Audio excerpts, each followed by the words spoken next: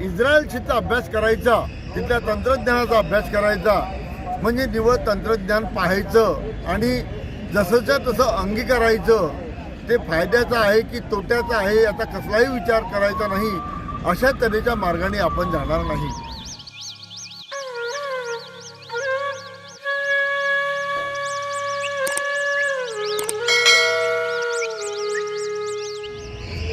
नमस्कार शेतकरी भावांनो, शेतकऱ्यांच्या चावडीवर आपलं स्वागत आहे.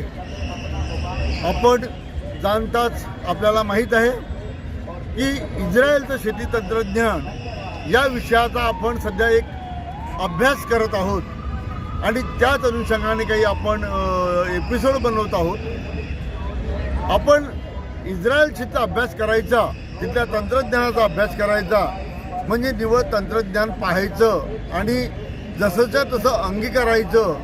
ते फायद्याचं आहे की तोट्याचं आहे याचा कसलाही विचार करायचा नाही. अशा तऱ्हेच्या मार्गाने आपण जाणार नाही.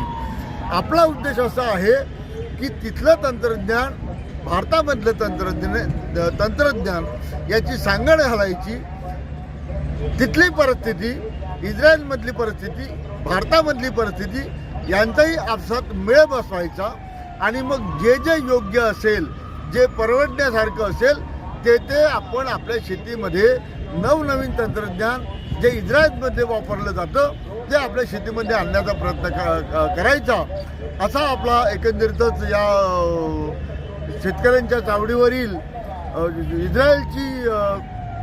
इस्रायलचे शेती तंत्रज्ञान या सिरियल मागची संकल्पना आहे.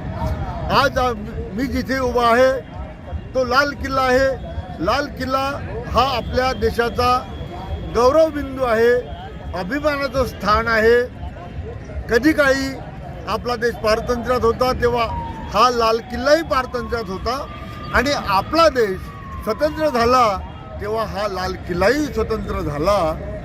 पण आपला देश स्वतंत्र झाला असं जेव्हा आपण म्हणतो तेव्हा भारत स्वतंत्र झाला की इंडिया स्वतंत्र झाला हा प्रश्न पुन्हा नव्याने उपस्थित होतोच होतो.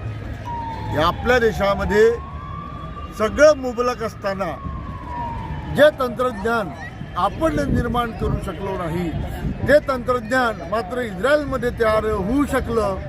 त्यांनी एक भरारी घेऊ शकले.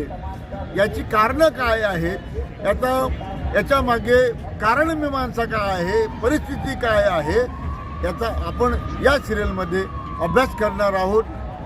चला पुढे बघूयात. धन्यवाद.